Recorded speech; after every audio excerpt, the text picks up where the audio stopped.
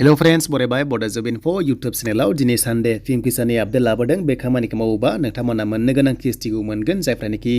थाबथादोंमोन किस्तिया एबा पेन्डिं जादोंमोन बेनि सायाव डिटेल्सखौ लाबोदों किस्ति मोननो गोनां आरो नेक्स्टनि किस्तिया माब्ला फैगोन बेखौबो डिसकास खालामगोन दा फिल्म किसाननि नोंथांमोना जायफ्रानोखि भिडिअ नायनो मोजां मोनो लाइक कमेन्ट शेयार आरो जायफ्रा चेनेलाव गोदान साबस्क्राइब खालामबानो जाबाय दा फिल्म किसाना मा आपडेट हरदों जों बेखौ नायगोन मोनसे अफिसियेल आपडेट फैदों जों बेखौबो नायगोन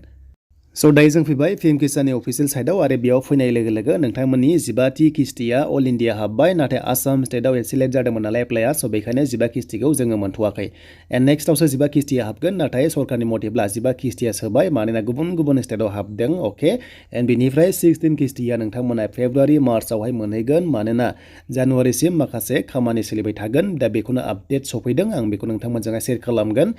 एन्ड बेनिफ्राय जायफ्रानोखि केवाइसि नांना दङ स' नोंथांमोना हानाय एसेबां KYC Aadhaar card bank account link खालामनांगोन होमबासो मोननो गोनांखौ मोनगोन बेनि अनगा जेबो राहा गैया आरो बेखौ मावनोबा नोंथांमोना CSC सेन्टार एबा नोंथांमोना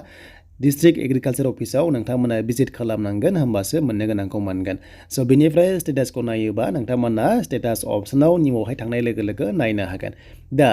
गभर्नमेन्टआ मा मोनसे आपडेट हरदों जों बेखौ नायगोन बिथांमोना टुइट खालामदों टुइटार हेन्डेलाव बिथांमोना आपडेट होदों जे बेनिफिसियारिफोरखौहाय मा खालामना होदों जों बेखौ नायनोसै अब्लासो बयबो क्लियार जागोन दा बे जाबाय फिल्म किसाननि मोनसे अफिसियेल मोनसे आपडेट होदों एग्रिकालचार डिपार्टमेन्टनिफ्राय नोंथांमोना माखासे लग' मोनदों एग्रिकालचारनि मिनिस्ट्रि अफ एग्रिकालचारनि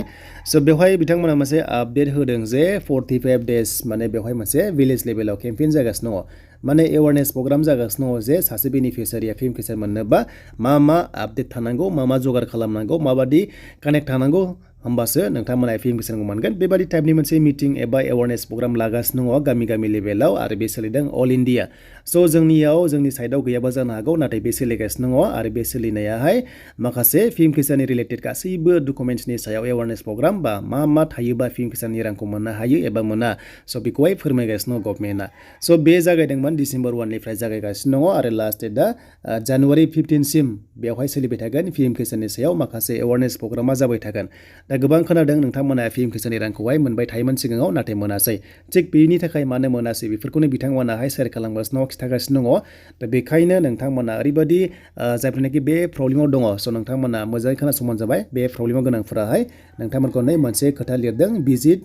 नियारेस्ट CSC सेन्टारावहाय माने CSC सेन्टारावहाय थांनानै खनसे भिजिट खालामना होदों नोंनि स्टेटासा मा दङ एबा मा जाखो आरो मा खालामनांगौ CSC आव थांबा मिथिगोन नाथाय बिनि अनगायैबो बेयाव थाङाबा नोंथांमोना मोनसे साबसिना बेनो कन्टेक्ट फिल्म किसान डिस्ट्रिक्ट नडेल अफिसार सासे डिस्ट्रिक्टआवहाय नडेल अफिसार थायो नोंथांमोना डिस्ट्रिक्ट एग्रिकालचार अफिसाव बेखौ मोनगोन लोगो मोनगोन जे नोंनि स्टेटासा मा एबा नोंथाङा मानि थाखाय रांखौ मोनासै बेखौहाय स' रायलायनांगोन डिसकास खालामनांगोन बिनिफ्राय नोंथांमोनाहाय लेन्ड डकुमेन्ट्स बिनिफ्राय आधार कार्डजोंहाय बेंकजोंहाय आपडेट खालामनाय बे खामानिखौ नोंथांमोना मावनांगोन KYC होनांगोन होमबासो नोंथांमोनाहाय मोननो गोनां किस्तिखौ मोनो जुदि सोरनाबा नांथाना दङबा स' नोंथांमोना बेस्ट अप्सन एबा साबसिन राहा जाबाय डिस्ट्रिक्ट एग्रिकालचार अफिसाव थांनानै ग्राम सेबकआनो जा एबा डिस्ट्रिक्ट एग्रिकालचार अफिसारानो जा बिथांमोनजोंहाय डिसकास खालामनांगोन रायज्लायनांगोन जे नोंथांमोना मा फर्म साबमिट खालामनांगौ बेखौ खालामबानो जाबाय जुदि नोंथाङा थारैनो नंगुबै आबादारिबा स' नोंथांमोना 100% बे रांखौहाय मोनगोन स' बेनोमोन नोंथांमोनाहाय मिथिबाय जे दायो 45 डेज केम्पेइन जागासिनो दङ फिल्म किसाननि सायाव